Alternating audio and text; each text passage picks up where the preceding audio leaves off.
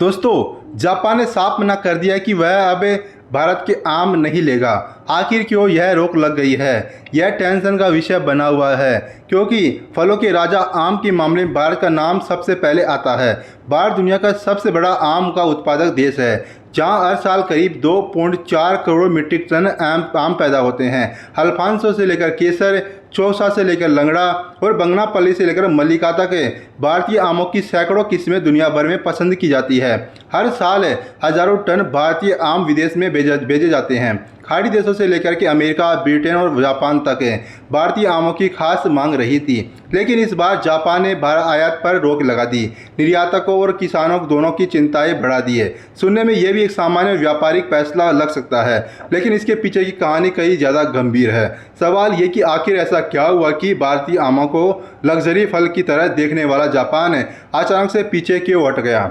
क्या वजह सिर्फ क्वालिटी कंट्रोल है या फिर कहानी से कहीं और बड़ी है? और क्या इसका असर दूसरे देशों में भारतीय आमों की साख पर भी पड़ सकता है? दोस्तों नमस्कार, मेरा नाम है, आप देख रहे हैं एवरीडे न्यूज़। दोस्तों इस वीडियो में आपको वही सब बताएंगे।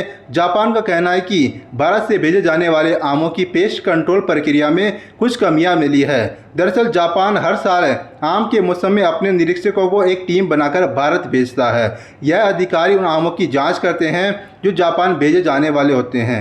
जांच का सबसे अहम हिस्सा होता है वेपर हीट ट्रीटमेंट यानी कि VHT। इस प्रक्रिया में आमों को गर्म हवा वाले खास चैम्बर में रखा जाता है ताकि फलों के अंदर मौजूद कीड़े, अंडे और लार्वा पूरी तरीके से खत्म हो जाए। लेकिन इस बार जापानी अधिकारियों को इसी प्रक्रिया में खामियां दिखाई दी। इसके बाद उन्होंने भारतीय आमों की खेप स्वीकार करने से इनकार कर दिया। अब जापान ने साफ कर दिया कि जब तक वो भारतीय व्यवस्था से पूरी तरह से संतुष्ट नहीं होंगे, तब तक आम के आयात पर रोक जारी रहेगी।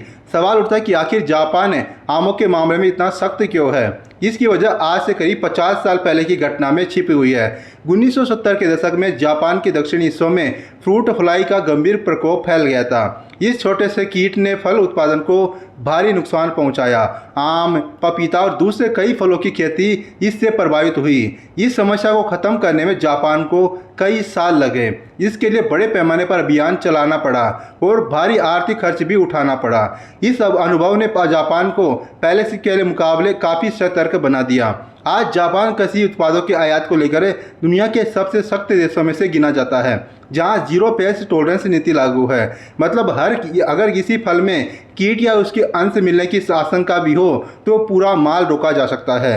दिलचस्प बात यह है कि भारतीय आमों पर जापान की यह पहली रोक नहीं है। 1986 में भी जापान ने भारतीय आमों पर प्रतिबंध लगा दिया था। उस समय भी वजह फ्रूट सप्लाई का खतरा ही था। यह बैन करीब 20 साल तक जारी रहा। फिर भारत ने जापान की शर्तों के मुताबिक वेपर हीट ट्रीटमेंट प्लांट लगाए, लंबे सर्वे किए और यह साबित किया कि भारतीय आम सुरक्षित है। इसके बाद 2006 में जापान ने प्रतिबंध हटा लिया, लेकिन अब करीब 2 दशक के बाद एक बार फिर से वही कहानी दोहराती नजर आ रही है।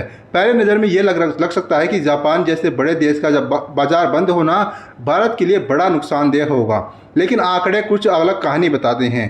भारत दुनिया का सबसे बड़ा आम का उत्पादक देश है। वैश्विक उत्पादन में उसकी हिस्सेदारी 40 से 45% तक मानी जाती है। इसके बावजूद भारत अपने कुल उत्पादन का बहुत छोटा सा हिस्सा ही निर्यात करता है। ज़्यादातर आम देश के भीतर ही खप जाते हैं। वित्त वर्ष 2024-25 में भारत ने लगभग 30 से 32 हज़ार टन ताज़े आम निर्यात किए थे। इनमें सबसे बड़ा खरीदार संयुक्त अरब अमीरात, अमेरिका, ब्रिटेन, कुवैत और कतर जैसे रहे। जापान को भेजे जाने वाले आमों की मात्रा कुल निर्यात का 1% से भी कम मानी जाती है। यानी कि सिर्फ मात्रा के लिहाज से देखें तो यह कोई बड़ा झटका नहीं है, लेकिन असली चिंता कहीं और है। विशेषज्ञों का कहना है कि यह मामला निर्यात की मात्रा से ज़्यादा भारत की विश्वसनीयता का है। जापान दुनिया के सबसे सख्त और भरोसेमंद आयात बाजारों में गिना जाता है। ऐसे में अगर जापान किसी देश के कृषि उत्पाद को अस्वीकार करता है तो दूसरे देश भी अतिरिक्त सावधानी बरतने लगते हैं।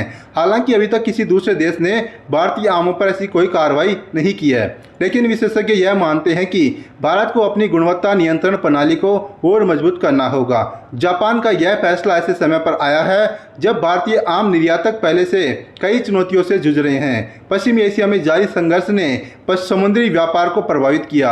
आप जानते हैं कि शिपिंग इंश्योरेंस महंगा हो गया है, रेफ्रिजरेटेड कंटेनरों की कमी हो गई है, इन कंटेनरों का किराया भी हज़ारों डॉलर बढ़ चुका है। नतीजा यह हो कि कई निर्यातकों के लिए आम विदेश भेजना पहले के मुकाबले कहीं ज़्यादा महंगा हो गया है। कई निर्यातकों का कहना है कि उनके कारोबार में पहले ही 20 से 30% तक गिरावट दर्ज की जा चुकी है। इस साल आम उत्पादकों की परेशानी सिर्फ निर्यातक सीमित नहीं रही, मौसम ने भी उन्हें बड़ा झटका दिया। पहले असामान्य ठंड पड़ी, फिर अचानक से तापमान बढ़ गया। इसके बाद कई इलाकों में आंधी और तूफान आए। इन परिस्थितियों का असर भी आम के बागानों पर पड़ा। उत्तर प्रदेश, महाराष्ट्र और दूसरे प्रमुख उत्पादक राज्यों में उत्पादन प्रक्रिया प्रभावित हुई।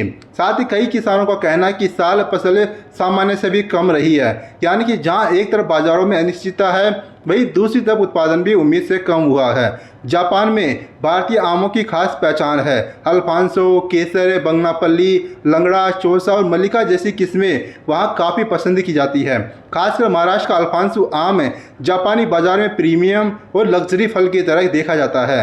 साल 2025 में जापान ने भारत से करीब 15 लाख से ज़्यादा मूल्य के आम आयात किए थे।